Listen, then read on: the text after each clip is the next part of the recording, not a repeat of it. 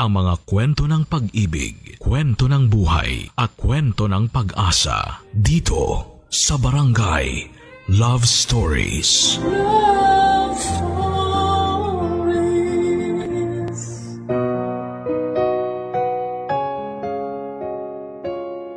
Marami tayong pangarap mula noong bata kahit tumanda pa. Pero ang mga ibang pangarap na binuo noong bata ay madalas nakakalimutan sa paglipas ng mga panahon. Minsan matanda na nang maalala o minsan ay talagang nabauna sa limot. Kaya mas maganda talagang ilista ang mga pangarap at plano sa isang bucket list. Tayo nang pakinggan ang maliit na pinagbulan ni Allen, isang lalaking taga-probinsya na nangarap at pinanghawakan ng pangarap sa hawak na listahan. Ang pinaka-goal niya ay ang ma-achieve ang lahat ng nasa listahan gamit lamang ang kanyang sipag, tiyaga at ang mabuting asal. Seryoso si Allen sa mga gustong marating, kaya kahit minamaliit pa siya ay hindi siya nagpapatinag. Sa bawat impyerno daw ay may langit. Kung si Emma ang impyerno sa buhay ni Allen, si Doreen naman ang kanyang langit dahil din sa mga salitang nagpapalakas sa kanya. Samahan akong alamin natin ang kwento ng buhay na literal na nagsimula sa ibaba paangat. Isa-isahin natin ang mga nakasulat sa isang bucket list. Dito lamang sa inyong paborito at nangungunang Barangay Love Stories. Dear Papa Dudut, ako po si Allen, tubong Bicol at hindi po kami mayaman. Kaya bata pa po ako ay tumutulong na ako sa mga magulang ko. Nagsasaka po ang tatay at nanay ko sa isang maliit na lupa na inuupahan namin para taniman ng palay. Ako naman po ay para makatulong ay nag-iigib ako ng tubig para sa mga kapitbahay namin tuwing matatapos ang klase ko. Ang kinikita ko po ay pambaon ko sa araw-araw at ang iba ay panggastos sa mga kailangan sa eskwelahan. Nakakapag-ipon paunti-unti. Marami po akong pangarap at yun po ay nakalista sa isang papel. Doon ko po nililista ang mga gusto kong maabot sa isang bucket list. And speaking of bucket po ay yun po ang balde na ginagamit ko po sa pag-iigib. Para sa akin ay swerte. Kaya tuwing gabi, katabi ko ang balde at sa loob noon ay doon ko inilalagay ang aking listahan ng pangarap. Magta-21 po ako noong makipagsapalaran ako sa Maynila. Yun po ang unang dating ko po doon, baon ng kaunting ipon at ang aking mga pangarap na nakalista sa isang papel. Mamaya ko na po sasabihin kung paano ako nakarating sa Maynila. Babalik lang po ako sa mga panahon na nasa probinsya ko. Meron pong isang babae na nagkagusto sa akin. Siya po si Emma. Noon pa man ay sinasabi ko na sa kanya na kaibigan lang ang tingin ko sa kanya. Pero ayaw niyang pumayag.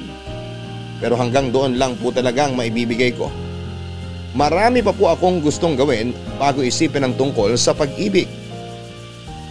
Kaya dahil po doon ay pinag-initan niya ako. Hindi niya ako tinitigil ang maliitin tungkol sa mga pangarap ko.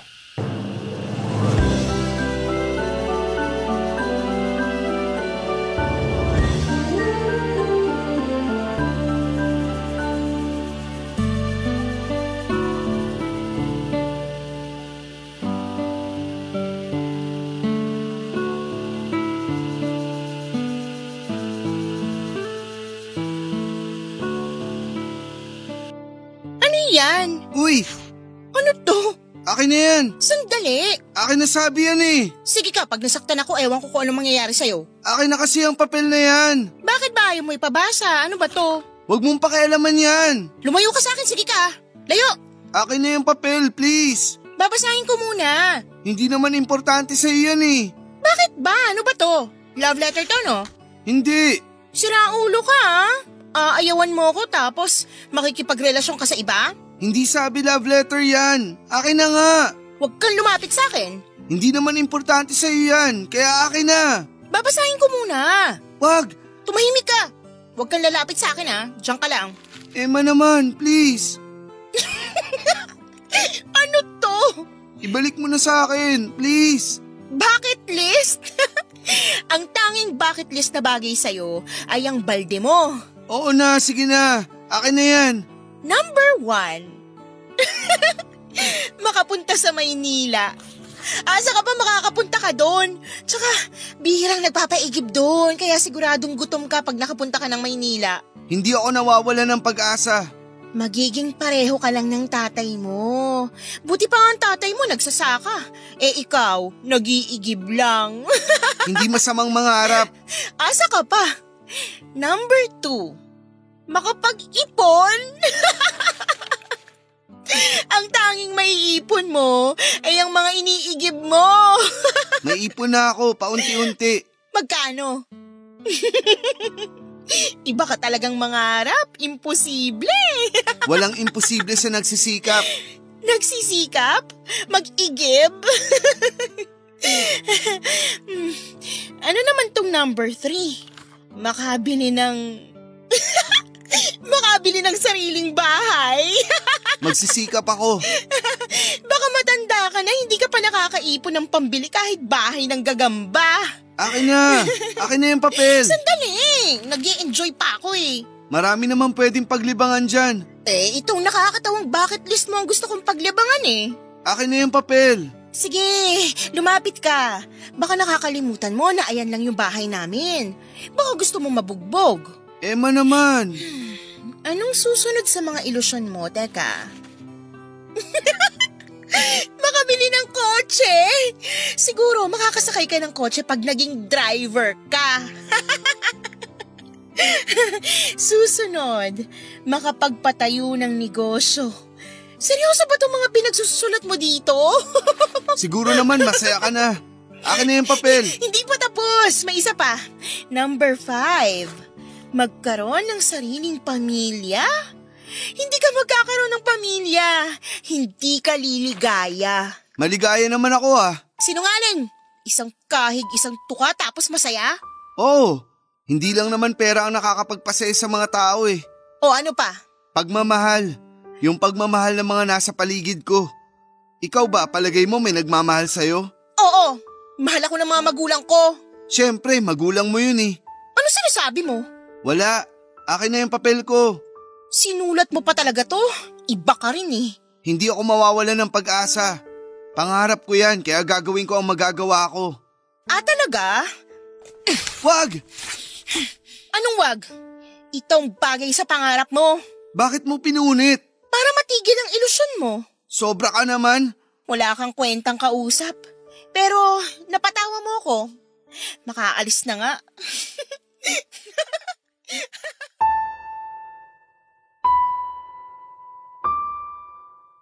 Papadudot ganun po si Emma sa akin.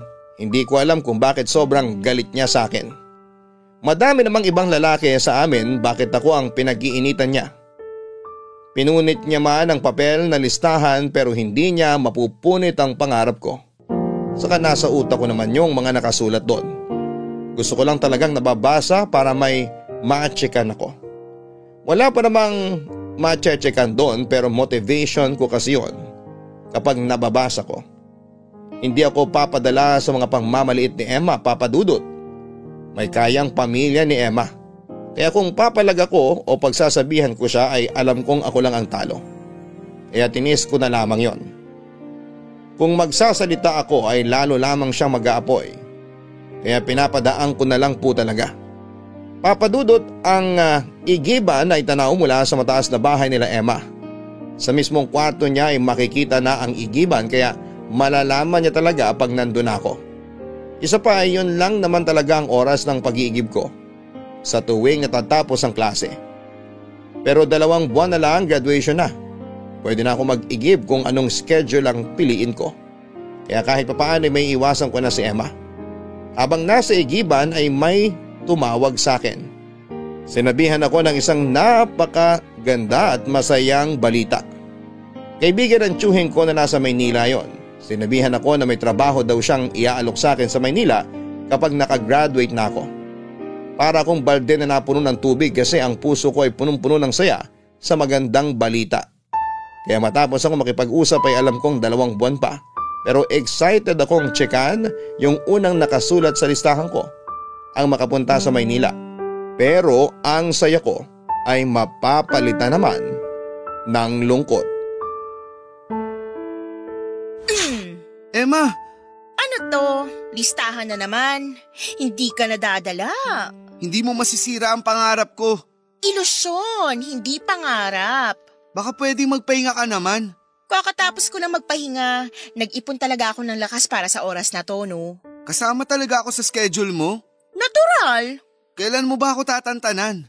Gumising ka sa katotohanan at titigil ng mga to. Gising na gising ako at kitang-kita kita. Pwes, tanggapin mong relasyon natin. Ano? Anong relasyon? Huwag kang magmaang-maangan, alam mo sinasabi ko. Ibabalik ko lang ang sinabi mo kanina. Wala tayong relasyon kasi ikaw lang ang may ilusyon. Mayabang ka na, ah? Sinasabi ko lang ang totoo. Ano pinagmamalaki mo, itong pangarap mo? Ay sorry, panaginip lang pala. Gumising ka kaya para malaman mo na hindi magkakatotoo to? Bakit hindi ikaw ang gumising para matanggap mo na wala akong gusto sa'yo? Kapal mo, wala rin akong gusto sa'yo, no? Oh, ayun naman pala eh. E di tumigil ka na sa mga ginagawa mo sa akin. Desisyon ko to. Sino ka para diktahan ako sa gusto kong gawin? Dahil ako ang ginugulo mo. Paano? Nakakatawa ka. Kakapunit ko lang nung listahan mo kahapon, ngayon may bago ka na naman? Papel lang ang pinunit mo, kaya kong palitan. Pero ang suma, ganun pa rin. Wala kang mararating.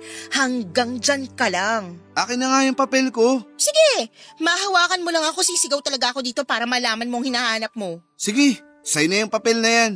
Kaya kong gumawa ng bagong listahan. Aba, mayabang ang tono mo ah. Sinasabi ko lang ang katotohanan. Kahit ilang listahan ang punitin mo, yung nakalista pa rin ang importante. Ano to? Bakit may check tong number 1? Wala. Anong wala? Ayan, may check oh. Wala ka na dun. Ayaw mong sabihin? Hindi mo ako mapipilit. Pwes, kausapin mo ng tatay mo. Bakit napasok si tatay dito? Kasi kakausapin ko ang daddy ko na wag nang paupahan sa inyo yung lupa namin para wala kayong pagtaniman. Huwag mong idamay ang tatay ko dito. O bakit? Anong gagawin mo? Bakit pati ang tatay ko idadawit mo sa mga ginagawa mo? Ako na lang. Pwede naman hindi mangyari yon. Basta, sabihin mo lang kung bakit may check tong number 1. Tsinekan ko lang. Ayaw mo sabihin? Sige, maghanap na kayo ng masasakahan nyo. Oo na, sasabihin ko na. Naghihintay ako. Tinawagan ako ng kaibigan ng chewin ko. May naalok na trabaho sa akin sa Maynila. Naniwala ka naman. Oo. Lalo mo akong pinasaya. Unang-una, hindi ka pa nakakapunta ng Maynila. Tsinikan mo na tong listahan mo. Dahil sigurado ako matutuloy yan. Asa ka pa? Tigilan mo na kami. Huwag mo nang idamay ang tatay ko. Pinagbabantaan mo ba ako? Nakikiusap ako.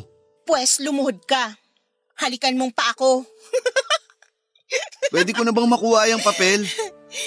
Oo naman. O ayan, buuin mo na lang ulit ang pira-pirasong pangarap mo. Sobra ka talaga. Kulang pa yan. Hintayin mo pang mga kaya kong gawin. Papadudot manhid na ako kay Emma. Parang merienda ko na lamang ang pangmamaliit niya araw-araw. Kaya hinahayaan ko na lamang siya at gusto ko pong ang magpasalamat sa kanya kasi mas nagiging matatag ako at mas magporsigido pa sa mga pangarap ko. Hanggang sa dumating ang araw ng graduation. May maliit na salo-salo na hinanda ang mga magulang ko. Sinabi ko na wag na sana dahil gastos pa. Pero masaya sila sa pagtatapos ko. Masaya din naman ako kasi alam ko na yun na po ang simula ng pag-usad ng mga nasa bucket list ko. Pipilitin kong matchekan lahat ng nakalista. Kung hindi man at least ay gagawin ko din ang magagawa ko para may makamit kahit ilan man sa mga nasa bucket list ko. Ilang araw matapos ang graduation ko ay hindi ako tumigil sa pag-iigib. Pero hindi ko na dinadala ang listahan ko para wala nang punitin pa si Emma. Ganon pa din siya, walang humpay sa pangmamaliit niya sa akin. Bumababa talaga siya ng bahay para lang naitin ako. Pero noong malaman niyang tuloy na ang pagpunta ko sa Maynila ay bilang nagbago ang ihip ng hangin. Para siyang sinapian ng anghel sa sobrang bait.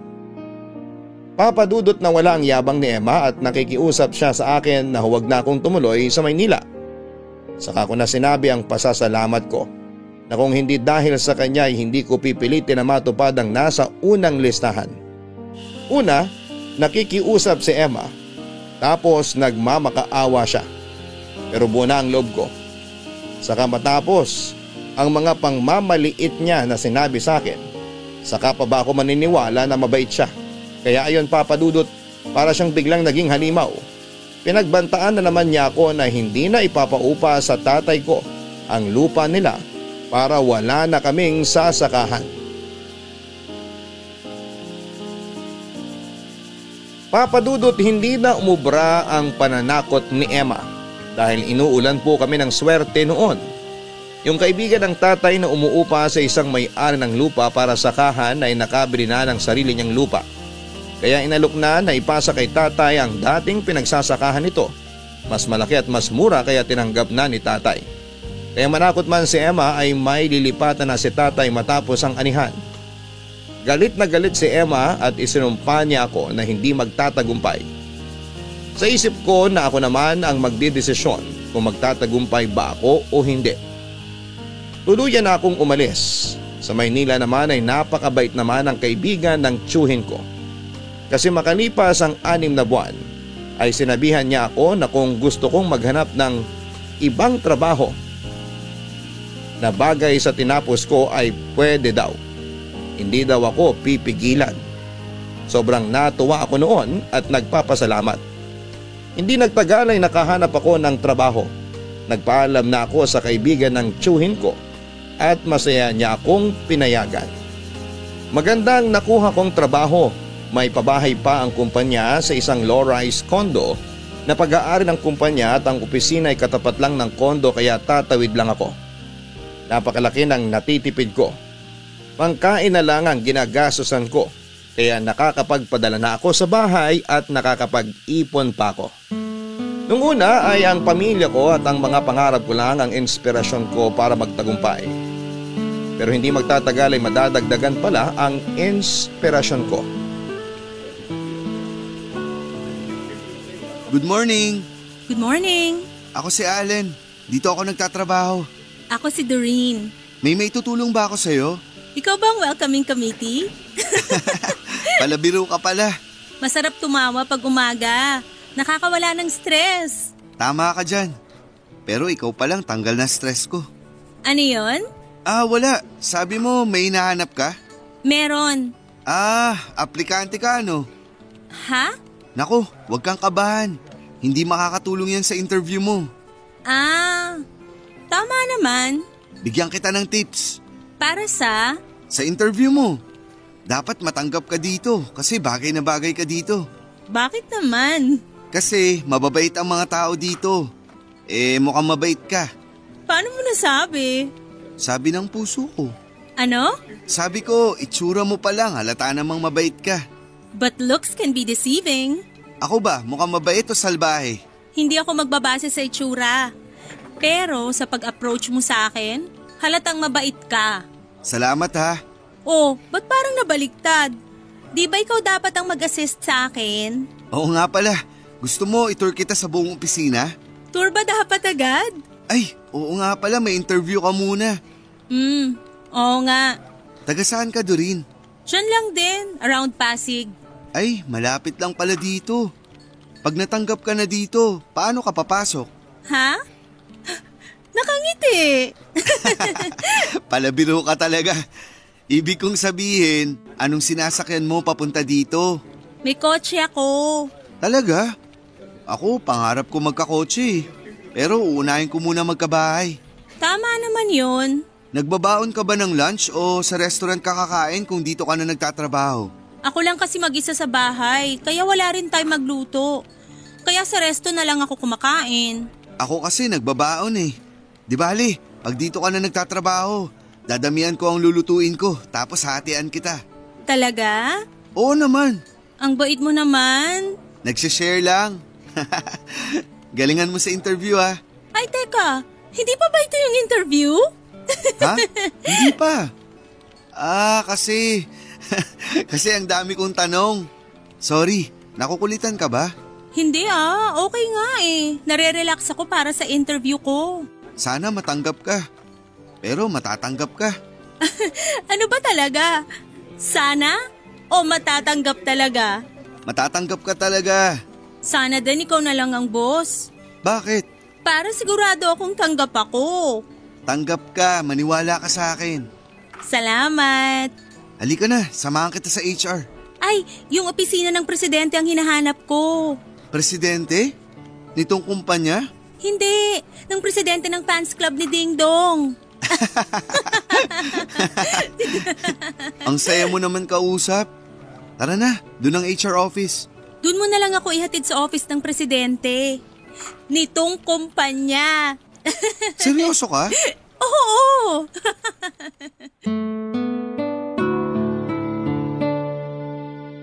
Papadudot dahil pala biro si Doreen. Akala ko ay nagbibiro lamang siya na sa opisina ng presidente siya pupunta. Sinakyan ko ang gusto niya pero may halong pagdududa. Nang makarating kami sa opisina ng presidente ay agad kaming pinapasok ng sekretarya niya sa opisina nito.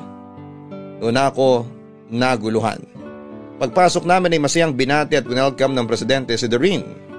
Doon ko lang nalaman na si Doreen pala ay ang bagong VP for Operations. Papadudot hindi ko alam noon kung namula ba ako o nanliit. Hiyang-hiya ko kay Doreen na inakala kong aplikante ay boss ko pala. May halong takot at hiya ko dahil baka negative sa kanyang ginawa ko. Pero nakikita ko siyang nakangiti at parang natatawa. Sobrang hiya ko ay nagpaalam na ako sa presidente pero pinigilan niya ako at sinabing sumalo daw ako sa kanilang pagkakape. Hindi ako makatanggi dahil presidente ang nagsabi. Hindi ako makatingin kay Doreen pero sa gilid ng mata ko ay nakikita ko na sa akin siya nakatingin. At hinihintay niyang mapalingon ako. Doon ako ibinida ng presidente na ako na daw ang mag-tour kay Doreen. Total ay kabisado ko na ang buong opisina at kilala ko ang lahat ng tao kaya madali na silang ipakilala. Hindi ko alam kung tatanggi ba ako o sasang-ayon. Sinabi pa ng presidente na madami daw akong maitutulong kay Doreen para mas makabisado na ang lahat sa opisina. Na kesyo magaling daw ako at masipag. Hindi ko na makuhang kiligin sa mga papuri kasi hiyang-hiya ako. May biglang kailangan silang kausapin kaya nakakuha ko ng pagkakataon na magpaalam. Kinabukasan naman ay pinipilit kong umiwas kay Doreen pero siya na mismo ang lumapit sa table ko. Doreen! Ma'am Doreen. Anong nangyayari sa'yo? Wala po. Anong po? Tanggalin mo yung po. Okay. Sorry, nakalimutan kong bumate. Good morning. Good morning, ma'am. Doreen na lang. Pero boss ko po kayo. Pwede naman yun. Ma'am na lang po. Sige, bahala ka. Okay po. Okay, ma'am. Tara, Po? samahan mo ko. Saan po? Mag-iikot dito sa opisina. Gusto ko din makilala yung iba. May ginagawa pa po kasi ako, ma'am. O, sinong nagpapagawa niyan? Sa office niyo po galing. Ano ba yan? Ay, mamaya na yan. Baka po kailangan na. Ako naman ang may kailangan yan. At hindi ko pa kailangan. Kasi… Tara na. Pero punta muna tayo sa pantry. Gusto ko muna magkape. Tara. Okay, ma'am. Nakilala ko na yung iba dito sa floor. Yung mga nasa ibang floor, di ko pa kilala eh. Sige, ma'am. Ayun po ang pantry.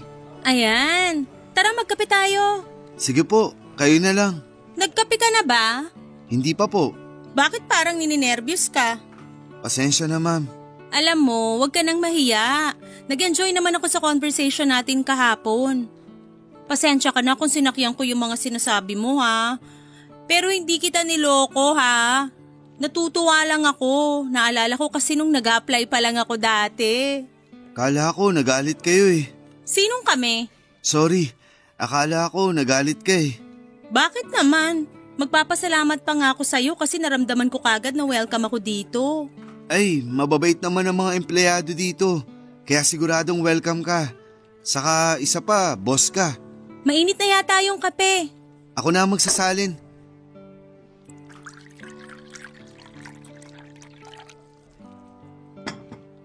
Eto, Salamat.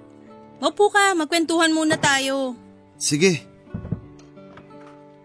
Puring-puri ka ni Mr. Cacho ah. Salamat naman. Gusto mo ba yung trabaho mo dito? Sobra. Saka para sa akin, pagsipagan ko lang at galingan. Matsatsikan ko na ang mga nakasulat sa bucket list ko. Ano-ano bang nakasulat sa list mo? Eto. Medyo luma na yung papel. Papalitan ko na nga uli eh. Pwede ko bang mabasa? Okay lang. May check na tong number 1. Naku, ma-achieve mo lahat to. Maniwala ka sa akin. Sana nga. Kumusta ang pamilya mo? Maayos din naman sila. Nagpapadala pa din ako sa kanila kahit sinasabi ni nanay na ipunin ko na lang daw. Ang bait mo naman. Dapat lang naman na ibalik ko sa kanila ang lahat ng sakripisyo nila sa akin. Uy, ano ka ba? Bakit? Naiiyak ako sa sinabi mo. Ikaw talaga. Uy, seryoso ako nakakatuwa ka. Maswerte yung mga magulang mo sa'yo. Mas maswerte ako sa kanila. Sana lang hindi sila ginugulo ni Emma. Sino si Emma? Taga sa amin.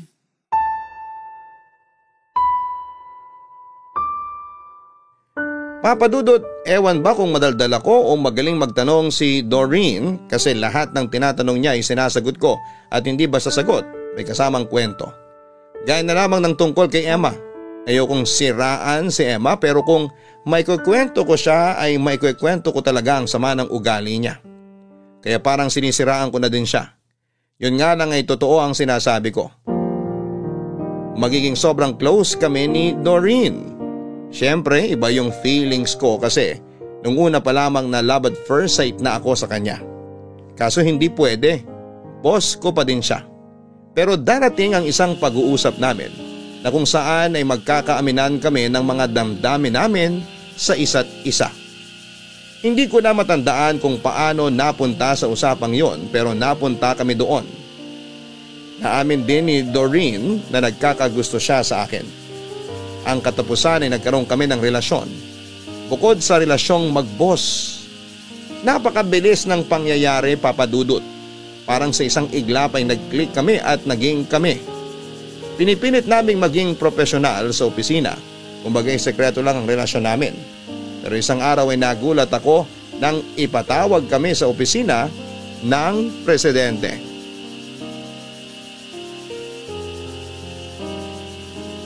Papa Dudut, eksakto ang ikinakatakot ko kung bakit kami pinatawag ng presidente ng kumpanya. Tungkol po sa relasyon namin ang dahilan ng pagpapatawag pero hindi po galit ang presidente. Una ay kinumpirma niya kung kami nga ba ni Doreen. At nung aminin namin ay nagulat kami noong i-congratulate niya kami. Lalo kong naguluhan at sinabi niya na hindi makikialam ang kumpanya sa relasyon namin. Ang paalala lamang niya ay huwag daw idadamay ang trabaho sa relasyon namin. Alam niya din naman na profesional kami sa opisina at iba pa pag nasa labas na. Kaya natutuwa sa amin ang presidente. Pero hindi pa pala yun ang talagang dahilan ng pagpapatawag niya. Sinabihan niya kami na pag natapos na ang trabaho ay lalabas daw kaming tatlo para mag-celebrate. Gumanda pala ang takbo ng kumpanya noong mga panahon na yon kaya masaya ang aming presidente. Inibita niya kami dahil sa kami naman daw ang mas nakakakilala sa mga empleyado ay gusto niyang mag-organize ng party para sa lahat. Masaya kaming sumang-ayon sa plano niya dahil siguradong matutuwa ang mga kasamahan namin. Natapos ang masayang gabi kahit na ilang ako. At kainuman ko ang presidente ay naging kampante naman ako dahil mabait siya. Isa pa gaya ng sinabi ko ay alam kong lumugar. Noong pauwi ay hatid na ako ni Doreen sa kondo gamit ang kotse niya. Pinagsaglit ni Doreen ang kotse niya tapos ay sumabay siya ng lakad sa akin hanggang sa tapat ng kondo. Nagkwentuhan kami sandali. Ang hindi ko alam ay hindi pa pala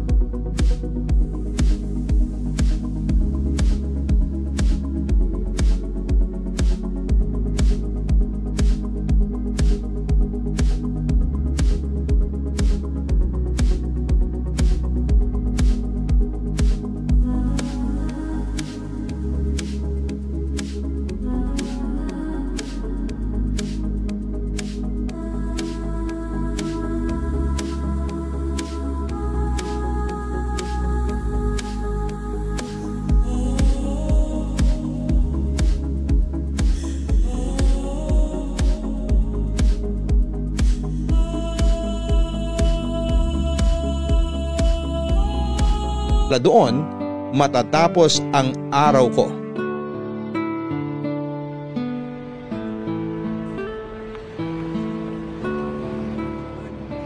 Salamat. Oh, saan naman? Sa paghatid. Ano ka ba? First time mo ako inatid kasi dyan lang naman sa tawid ang opisina natin. Actually, sa totoo lang, ito ang unang date natin. At kasama natin si Mr. Cacho. Pero masaya naman. Sobra. Ibang tao pala si Sir pag hindi siya boss, no? Oo, pero boss man siya o hindi, mabait talaga siya. Malaki ang utang na loob ko sa kanya. Drama ba to? Sige na nga, umuwi ka na. Oo nga. Sige, good night. Ingat ka ha. Salamat, good night. Ano to? Emma? Emma? Ako nga, nagulat ka no? Bakit ka nandito? Akala mo hindi kita mahuhuli na may kasamang iba? Anong sinasabi mo? Girlfriend ko yung kasama ko. Ang kapal mo din naman no? Bakit? Ang kapal na mukha mong sabihin sa akin na girlfriend mo yan. Paano tayo? Ano? Anong sinasabi mo? Bastos ka talaga? Aalis ka, iiwan mo ako tapos makikipaglandian ka sa babaeng yan? Tumigil ka, Emma. Ano, nahihiya ka ngayon? Nakakahiya talaga. Nag-ieskandalo ka. Nagsisigaw ka, natutulog na ang mga tao. Allen? Ayun, ang magaling na babae. Ano, binili mo si Allen dahil may kotse ka? Tumigil ka, Emma. Kung akala mo nabibili si Allen, hindi mo nga talaga siya kilala. May paninindigan siyang tao. Aba, at abogada ka din pala. Kung kinakailangan. Pal ka pala eh. Huwag mong bastusin si Doreen. Bakit hindi? Bastos din siya eh. Tinuruan kami ng magandang asal at tamang pag-uugali. At bakit ako hindi? Bakit hindi mo sagutin yan? Bastos kang babae ka. Saang beer house ka ba napulot ni Allen? Sobra ka na, Emma. Ikaw, saang putikan ka ba umahon? Bastos ka talaga! Aray ko, bitiwan mo kamay ko! Sumusobra ka na ha? Mananakit ka pa. Ako sinasaktan mo O ano? Tatakutin mo na naman ako na ipapabugbog mo sa mga tauhan nyo. Wala kang tauhan ngayon dito kaya huwag kang magmalaki. Mga hayop kayo! Pinagtutulungan niyo ako! Nakakahiya naman yung ugali mo. Mas nakakahiya ka! Mga agaw! Anong inagaw ko? Magmamaang-maangan ka pa! Tigilan mo si Allen! Akin siya! Wow, pag-aari mo? Oo! Iba ka. Talaga! Tara na, Doreen. Mabuti pa nga. Hindi na maganda ang amoy ng paligid dito eh. Baka pagkatao mong naaamoy mo. Oo nga eh. Nabalutan ng baho mo ang amoy ng mga pagkatao naming lahat na nandito. Anong sabi mo? Sige, subukan mo saktan si Doreen. Ano? Sasaktan mo na naman ako? Tatawag ako ng pulis. Mabuti pa nga, para mahuli ka na nila. Tara na, Doreen. Tara na. Hoy! Saan kayo pupunta? Mga hayop! Mga taksil! Mga basura! Papadudot kahit ganoon ang nangyari, naiintindihan nito ni Doreen dahil naikwento ko na nga sa kanya si Emma. Noong gabing yon ay napatunayan ko kay Doreen na totoo ang lahat ng sinabi ko tungkol kay Emma dahil nagpakilala agad ito ng totoo niyang ugali. Doon ako pinatulog ni Doreen sa bahay niya pero magkahiwalay po kami ng kwarto. Ayokong abusuhin ang kabutihan ni Doreen kaya minabuti namin na maghiwalay muna kami ng tulugan. Pero hiyang-hiya ako sa mga kaopisina namin kasi pwedeng may nakarinig o nakakita noong pag-iiskandalo ni Emma sa tapat ng kondo na tinutuluyan namin. Hindi ko tuloy alam kung paano magpapaliwanag kung sakali kasi dahil kinakain na rin ako ng kahihiyan. Papadudot pinatawag uli kami ng presidente ng kumpanya at siguradong alam na niya ang ginawa ni Emma. Hindi ko din alam ang sasabihin pero pinagpaliwanag niya ako at nagulat naman ako nang sabihin niyang naiintindihan niya ang lahat. Pero nang sinabi nito na hindi na ako dapat doon tumira sa pabahay ng kumpanya ay natakot na ako. Ang dahilan pala niya ay dahil alam na ni Emma ang tinutuluyan ko kaya siguradong manggugulo na ito palagi. Dahil sobrang bait ng boss ko na yon at sa sobrang matulungin niya ay may sinabi siya na ikinagulat ko, Papadudot. Since nahigitan ko raw ang expectation ng kumpanya pagdating sa performance ko sa trabaho ay pasok na raw ako sa loan program ng kumpanya kung saan ay pwede na ako mag-loan ng bahay, lupa at kotse para rin daw makaiwas na kay Emma. Papadudot ang bahay, lupa at kotse ay kasama sa bucket list ko. Lumundag ang puso ko sa tuwa, kaso'y naisip ko na paano kung hindi ko mabayaran. Kaya sinabi ko sa presidente na pag-iisipan ko at nagpapasalamat din ako sa kanya. Paglabas namin ng opisina ay kinausap ako ni Doreen, Papadudot.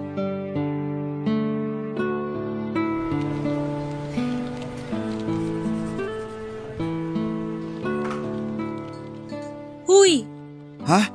Okay ka lang? Ha? Oo. Ano bang iniisip mo? Pasensya ka na. Naghahalo-halo lang ang iniisip ko. Si Emma? Nahihiya kasi ako sa'yo. Ano ka ba? Napag-usapan na natin yan Hindi ko kasi akalain na magpupunta siya dito para gawin yun. Sinabi ko naman, di ba? Naiintindihan ko. Lalo pa na pinatunayan niya kagabi na totoo yung mga sinabi mo tungkol sa kanya. Masama ba ako? Bakit naman? Parang naninira ako Allen, ang naninira yung gumagawa ng kwento na hindi totoo. Sabi ko nga, kagabi siya na mismo ang nagpatunay na siya totoo. Bakit kaya nagpunta yun sa kondo? Naku, wag mo nang problemahin yun. Ang isipin mo, sarili mo. Maganda ang offer ni boss. Oo, pero natatakot ako Ha? Saan naman? Gusto ko na rin talagang magkabahay ng sarili. Kaso baka hindi kaya. Bakit hindi? May trabaho ka naman at maganda ang record mo dito sa kumpanya. Kaya ko kaya? Allen, ganito yan. Alam kong first time na open sa'yo kung paano yung loan. Pero hindi ka siguro kakapusin o madedelay basta ma-manage mo lang yung sweldo mo. Mag-uusap kayo kung magkano magiging monthly hulog mo, tapos mula sa matitira, dun mo na i-compute kung paano mo hahati-hatiin sa mga gastusin at responsibilidad mo. Hindi kalahati ng sweldo kada buwan ang ibabawas? Hindi. At saka hindi nila ibabawas kasi hiwalay ang department ng loan. Kaya dun ka magbabayad. Kaya ko pala. Ikaw pa ba? Nasabi naman ang loan ng orientation pero hindi pa ako masyadong interesado nun kasi alam ko matagal pa at baka hindi ko pa kaya. Salamat, Doreen. Ay, sorry. Ma'am pala. Nabibigla ka pa? Dalawa lang naman tayong magkausap. Sorry. Nawala sa isip ko na nasa office na pala tayo. Hay nako, Allen. Ikaw talaga. Pero salamat talaga. Oh, saan na naman? Sa lahat. Sa suporta, sa pagpapaliwanag, sa presensya mo na inspirasyon ko at sa pagmamahal mo. Seryoso ka na din lang? Di magpapasalamat na din ako. Saan? Sa pagdating mo. Kitang-kita ang kabutihan ng puso mo kaya huwag kang mawawalan lagi ng pag-asa. Sa buhay na to, marami pang Emma na darating sa'yo kaya lagi kang magiging malakas at matapang. Oo, makalipas ang matagal na panahon na nakalimutan ko na siya at wala na ang mga panliliit niya sa akin. Ayun. Bigla siyang susulpot para ipaalala ang mga ginagawa niya sa akin dati. I-focus mo ang sarili mo sa hinaharap. Kung paulit-ulit man na may mga ganun sa buhay mo, lagi mong panghugutan ng lakas yung mga pangarap mo. Ang bucket list ko. Tama. Ay, teka. Yung listahan mo siguro kailangan mo nang dagdagan. Nako, tapusin ko muna na ma-check ko sa listahan yung bahay at lupa at kung papala rin yung kotse. Sa sipag at galing mo, hindi imposible na baka 2 o 3 taon lang fully paid mo na yung loan mo. Sana nga. Maniwala ka lang. Huwag mo akong iiwan ha. Oh, ano ba yan? Bakit naman kita iiwan? Baka magsawa ka sa akin Lagi lang akong nandito. Kasi boss mo ako, di ba? Sobrang saya ko. Maa-achieve mo yung bucket list mo. Maniwala ka. Yung nakalista sa huli, at least alam kong anytime na. Teka, ano nga ba yung huli sa list mo? Unahin ko lang ang bahay at lupa para may titiran tayo. May bahay din naman ako. Siyempre gusto ko yung pinaghirapan ko. Hindi kita kokontrahin dyan. Pangarap mo yan Siyempre kahit mas mataas ang posisyon mo at mas malaki ang sweldo mo, dapat ako pa rin ang bubuhay sa'yo at sa magiging mga anak natin. Oo nga naman. Tara na nga, patapos na ang break. Work mode na tayo. Yes, boss! Papadudot, napakasaya po noong araw na yon. Well, palagi naman po akong masaya dahil kay Doreen pero dagdag saya po sa akin na makakita ng liwanag para sa pag-usad ng bucket list ko. Umuusad na ang pangarap ko at nagbubunga na ang sipag ko. Sa totoo lang, ng mga panahon na yon ay excited pa akong maghulog sa loan buwan-buwan kasi ibig sabihin noon ay palapit na ng palapit na maging akin ang buong buo ang bahay at lupa na niloan ko. Gusto rin sanang tumulong ni Doreen sa paghuhulog pero nakiusap ako sa kanya. Nahayaan ako kasi responsibilidad ko yon. Nirespeto naman niya ang kagustuhan ko. Ang bilis ng panahon. Halos 1 taon na akong naguhulog at hindi naman ako kinapos. Papadudot nga pala, isingit ko lang, kasama sa expenses ko ang paminsan-minsang date namin ni Doreen. Hindi ko inahayaan si Doreen na siya ang magbayad kahit minsan pero pinipilit niya ako na mag-share daw siya palagi. Para sa akin ay mas matatanggap ko ang ganong setup kesa siya ang magbayad ng buo. Pero hanggang kaya ko ay ako lang ang sumasagot ng mga date namin. Hindi naman maselan si Doreen kaya kahit saan lang kami ay ayos na sa kanya. Ang importante daw ay ang magkasama kami. Halos 1 taon nang masaya ang mga nangyayari kasi matapos nung araw ng iskandalo ni Emma ay hindi ko na siya nakita pa ulit. Pero sabi ng mga katrabaho ko na doon pa rin sa kondo tumutuloy ay nakakailang balik daw doon sa kondo si Emma at tinatanong lahat ng pakiramdam niya na kasama ko sa trabaho. Tinaga ni Emma na mag-imbestiga ng ganon pero sinabi sa kanya na mga napagtanungan niya na hindi na ako doon nakatira at hindi nila alam kung saan ako lumipat hanggang sa magsawa siya. Napakaswerte ko lang na nalaman man ni Emma ang dating kondo na tinitirhan ko ay hindi naman niya nalaman kung saan ako nagtatrabaho. Samantala may mga kakilala ako sa probinsya na nagkukwento sa akin na ganun pa rin daw ang ugali ni Emma. Malakas pa rin siyang manlait and speaking of probinsya, maganda't maayos na rin sina tatay at nanay sa Bicol. Maganda lagi ang ani. Parang napagpaga ng mala si tatay nung umalis sa lupa nila Emma. Pakiwari ko lang naman po pero masaya ako sa nangyayari sa amin, Papa Dudut. Ayoko munang sabihin kina tatay at nanay na may hinuhulugan na akong bahay at lupa kasi gusto ko silang sorpresahin. Ayaw ko na ding patagalin ang tungkol sa amin ni Doreen kaya kinausap ko siya ng masinsinan.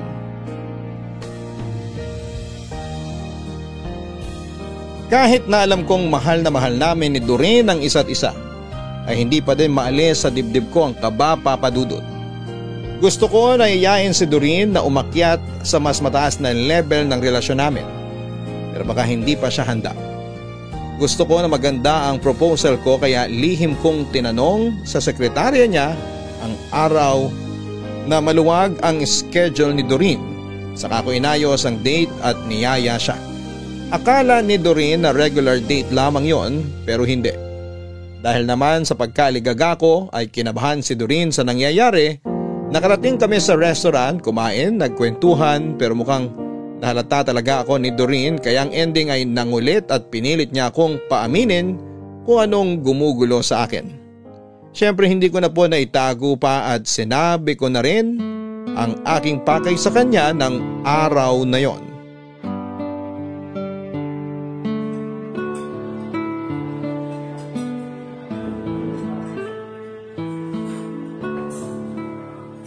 Allen.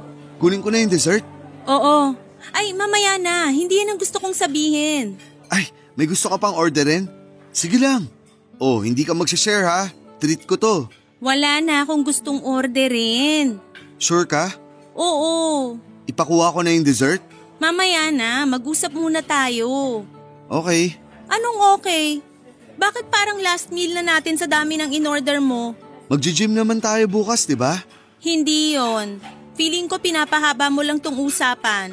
Hindi ah. Allen, araw-araw tayong magkasama. Sa trabaho at sa personal natin. Kaya kilala na kita. Ano yon? Wala. Sige ka, naiinis na ako. Ito naman, hindi na malambing. So ano nga? Actually, kinakabahan ako. Sa akin pa talaga, Allen? Oo. Ano ba yan? Para naman akong iba? Hindi naman. Makikipaghiwalay ka ba? Hindi ko gagawin yun.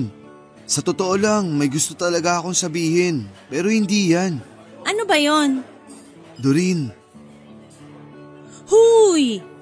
Doreen, dahil nga araw-araw tayong magkasama, siguro naman parang mahigit pa sa 1 taon na ang pagkakakilala natin sa isa't isa. Doreen, yayayain na sana kita magpakasal. Ha? Pero kung hindi ka pa handa, maiintindihan ko. Hindi kita pinipressure. Ano ka ba? Syempre oo ang sagot ko. Ang tagal ko nang hinintay yan. Talaga? Oo naman. Salamat, Doreen. Ano bang salamat? Ngayong nasabi mo na yan, may mga naisip na din ako na motive. Pero syempre, ikaw ang mag-a-approve. May motive ka na? Oo, pati venue. May mga nalista na akong restaurant para sa reception.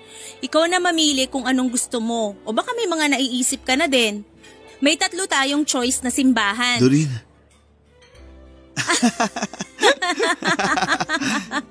Sorry, advance lang ako mag-isip. Hindi, masaya nga ako. Pero kailangan ko munang kausapin ang parents mo para mahingi natin ang blessing nila. Naku, walang problema kila mami at daddy. Pero syempre, ang sweet nung magpapaalam tayo. Oo, kaya dapat umuwi muna ako sa probinsya para masabihan sila nanay at tatay. Para lumuwas sila pagkakausapin na ang parents mo. Uuwi ka? Ha? Oo, bakit? Hindi mo ako isasama? Gusto mo ba? Oo naman. Hindi ko pa sila nakikilala ng personal eh. Minsan ko lang din sila makausap kapag nag-video call ka. Paano kaya ang trabaho natin? Allen, entitled tayo sa leave, kaya pwede natin gamitin yon. Saka para wag din tayong mabitin sa pagpunta sa probinsya nyo, pwedeng ituloy natin sa maiksing bakasyon. Sige, matutuwa sila nanay at tatay niyan. Baka pag sinabi ko sa kanila yan, mag-prepare na agad yun ng itinerary para sa stay natin. Ang cute! Nakakatuwa naman sila. Siguradong magugustuhan mo sila. Oo naman. Kaharap ko kaya ang produkto nila. Kaya sila ang ugat ng lahat ng magagandang ugali mo. Salamat. Parmal? Mabibigay ko na sa wakas yung regalo ko sa kanila. Regalo? Oo. Huwag mo na akong kontrahin na plano ko na din yun. Kaya ang dapat na lang nating pagplanuhan ngayon, yung pag-uwi sa inyo.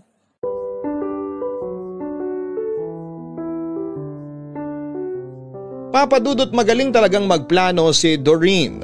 Sa opisina kasi siya ang nag-strategize kaya napaka-smooth ng takbo ng mga plano namin sa trabaho. Naiayos namin ang leave, ang presidente nga ay na-excite nung sabihin namin na mamamanhi ka na ako. Siya na mismo nag-alok na maging ninong namin. Dumating kami sa probinsya, sila tatay at nanay ay pang piyesta ang hinanda. Nahiya pa ako kay Doreen nung una kasi ang daming tao sa bahay nung dumating kami. Mga kamag-anak at mga kaibigan ng pamilya namin. Si Doreen ay parang kakandidato kasi walang pinaligtas. Lahat binati niya at kinausap. Parang kasal na nga po ang nangyari kasi kada mesa ay nilalapitan niya. Siyempre kasunod niya ako matapos makipag-usap sandali ay magpapapicture pa si Doreen kada table. Para siyang nagre-rehearse para sa araw ng reception sa kasal. Natawa na lamang ako kasi kulang na lang ay umarkila ng banda si tatay. Napakasaya ng pamilya namin ng araw na yon. At higit sa lahat ay napakasaya ni Doreen. Kaya kinabukasan ay inikot ko naman siya sa probinsya. Ipinakita ko sa kanya ang mga magagandang tanawin sa amin pati na rin ang mga importanteng lugar sa amin na may kinalaman sa paghulma ng pagkatao ko. Tulad ng eskwelahan, mga kainan, mga lugar na laruan at higit sa lahat ay ang lugar ng Igiban. Nung nandun na kami sa Igiban ay ang daming alaalang bumalik sa akin. May malungkot pero maraming masaya. Dala pala namin ang balde na ginagamit ko noon na talagang nakatago lang sa bahay kasi parang kakambal ko na yon. Ang saya ng alaala ko sa baldeng karamay ko. Dahil sa balde na yon ay nabuo ko ang bucket list ko. Masaya kami pero may nakalimutan ako, Papa Dudut. Dahil sa gustong gusto kong ipakita kay Doreen ang Igiban ay may nawala sa isip ko.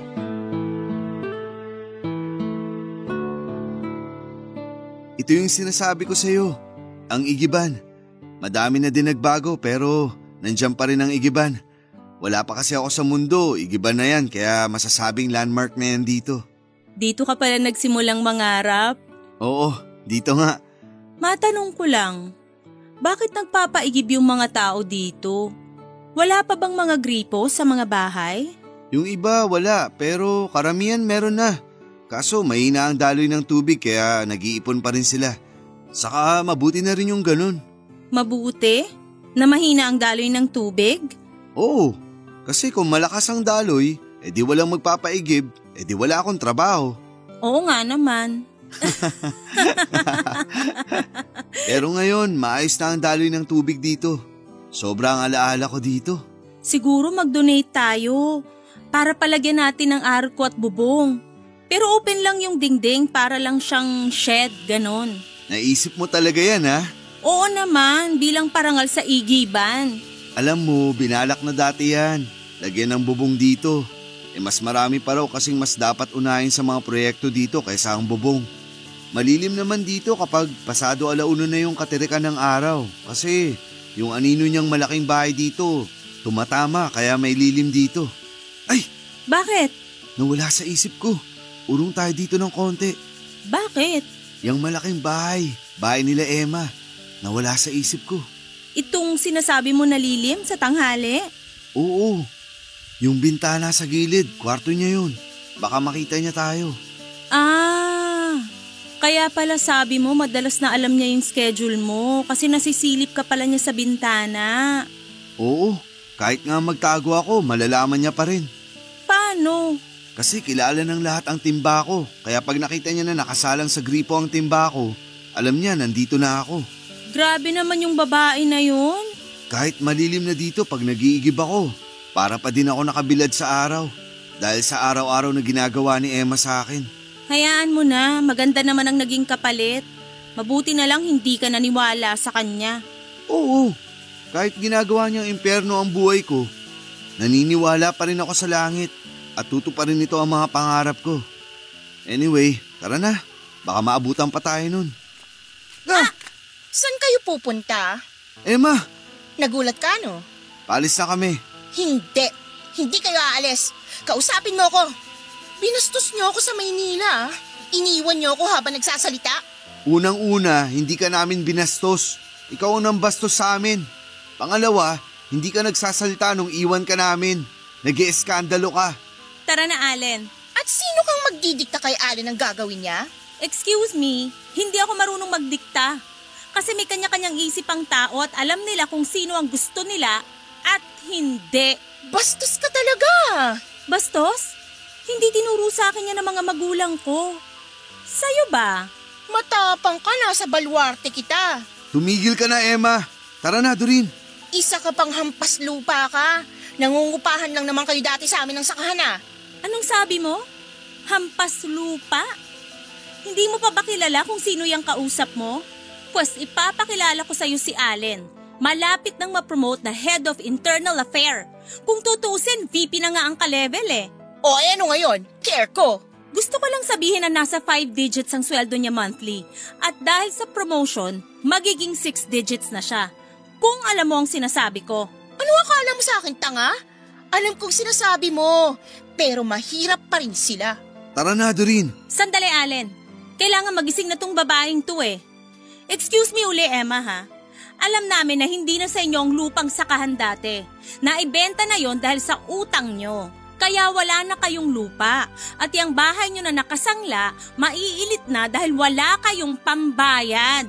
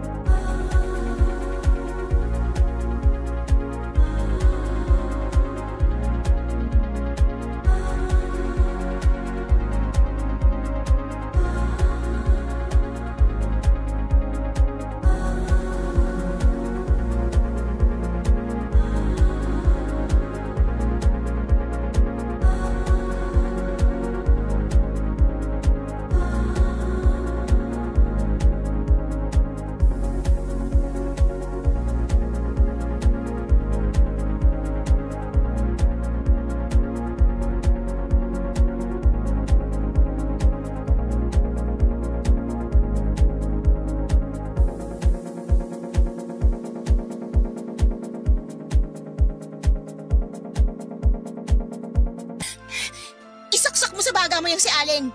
May boyfriend na ako, no? At mayaman, kaya bibilihin namin ulit ang lupa at tutubusin tong bahay. Ikaw, Allen, hanggang pangarap ka na lang. Ayoko na sanang pumatol pero gusto ko lang sabihin na isa na lang ang hindi ko pa na-checkan sa bucket list ko. Na-checkan ko na ang makapuntang Maynila, may bahay at lupa na ako, mababayaran ko na ang kotse, pinaplano ko na lang tungkol sa business. Pero may pera na ako. At ang huling checkan ko ay ang magkaroon ng pamilya. Sa totoo lang, pwede ko nang i-check sa listahan yun. Kasi malapit na kaming ikasal ni Doreen. Pakialam ko! Inaayos na din namin ang kasal namin ng boyfriend ko kaya wala akong pake sa inyo. Makaalis na nga.